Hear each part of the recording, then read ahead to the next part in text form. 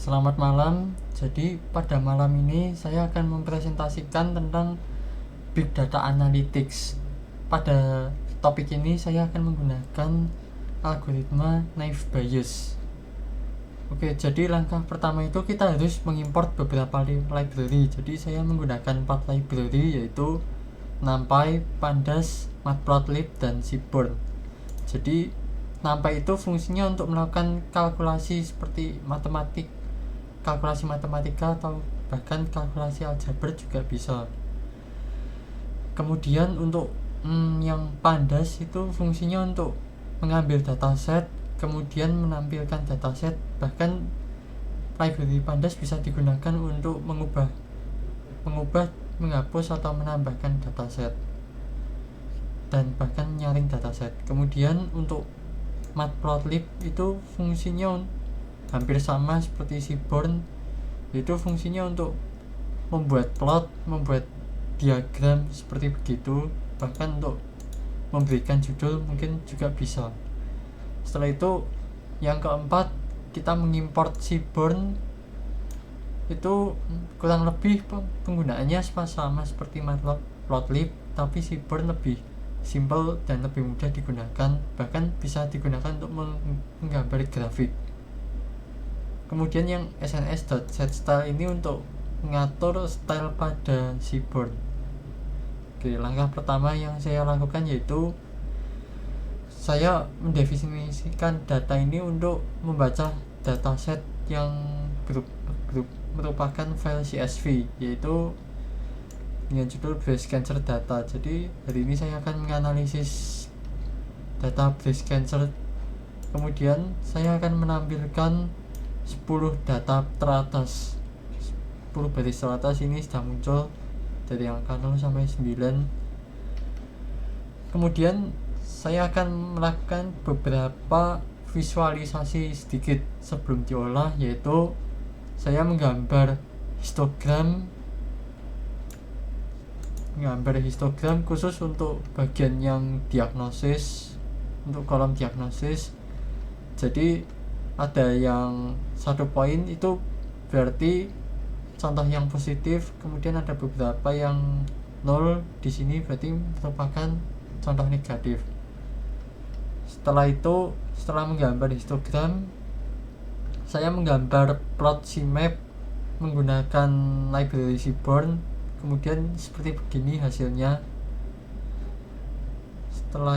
Setelah digambar menggunakan library Seaborn, kita akan menampilkan dataset yang sudah kita filter, dan itu hanya menampilkan mean radius, kemudian mean texture, mean smoothness, dan diagnosis. Jadi hanya menampilkan 4 kolom saja dan hasilnya seperti begini, dan juga hanya menampilkan 10 data teratas seperti begini.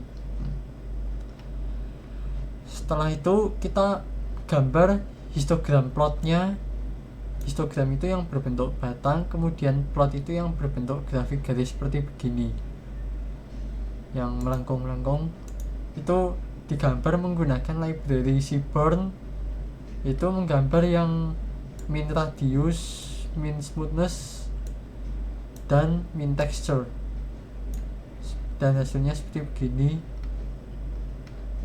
Setelah itu kita mulai masuk ke algoritmanya Naive Bayes, yaitu yang pertama-tama kita harus mengkalkulasi P, definisikan Y sama dengan Y untuk semua kemungkinan Y. Jadi ini didefinisikan terlebih dahulu, calculate priornya, kemudian for I, dan priornya dimasukkan kembali di sini. Kemudian step pertama yang akan saya lakukan yaitu menghitung P X sama dengan X dan Y sama dengan Y menggunakan Gaussian. Yang pertama itu kita harus menghitung atau mengkalkulate likelihood Gaussian-nya seperti begini kira-kira rumusnya. Kemudian setelah dihitung, mengkalkulasi seperti begini, P X sama dengan X1, Y sama dengan Y, P X sama X2, dan seterusnya sampai sampai habis X sama dengan XN. Kemudian setelah itu kita kalikan dengan P Y sama dengan Y untuk semua Y, untuk fungsinya untuk mencari nilai maksimum. Nah, untuk menghitung ini kita harus mendefinisikan Naive Bayes Gaussian, yaitu kita punya df, x, dan y. Nah, kita mendefinisikan featuresnya itu ada apa, ada ini list, column, kemudian kita menghitung priornya itu seperti begini. Kemudian kita akan menghitung y pred untuk memprediksi for x in x, kemudian menghitung likelihoodnya ya, seperti begini. Dan setelah itu kita akan menghitung posterior probability untuk kemungkinannya ya, seperti begini. Setelah itu kita akan menghitung model Gaussian tadi yang sudah didefinisikan di atas ini, yaitu kita akan menggunakan library satu lagi, yaitu akan menggunakan sklearn. Ini library khusus untuk melakukan semacam machine learning, yaitu seperti begini. Di train data kita split dulu, yaitu split menjadi dua, yaitu train dan test. Setelah itu kita print matriksnya seperti begini hasilnya, dan kita print itu akurasinya, dan hasilnya akurasinya 97,3% keberhasilannya. Setelah kita hitung, setelah dites, kita convert, kita ubah dataset yang sebelumnya dari dataset ini mean radius, mean texture, dan mean smoothness dan diagnosis jadi seperti begini. Itu kita ubah menjadi cat mean radius, cat mean texture, dan cat mean smoothness. Jadi kita ubah, kemudian kita tampilkan lagi dan tidak muncul koma-komanya seperti yang di atas hasilnya. Jadi kebanyakan muncul dengan angka 0, 1, atau 2. Setelah itu kita gambar menggunakan histogram kembali sama seperti yang di atas, dan hasilnya seperti begini untuk cat mean radius, cat mean smoothness, dan cat mean texture. Kemudian step yang kedua, kita menghitung P, X sama dengan X, dan Y sama dengan Y secara kategorial, yaitu kita akan mendefinisikan calculate likelihood kategori secara kategorial, yaitu kita akan menggunakan df, fit name, fit value, Y, dan label.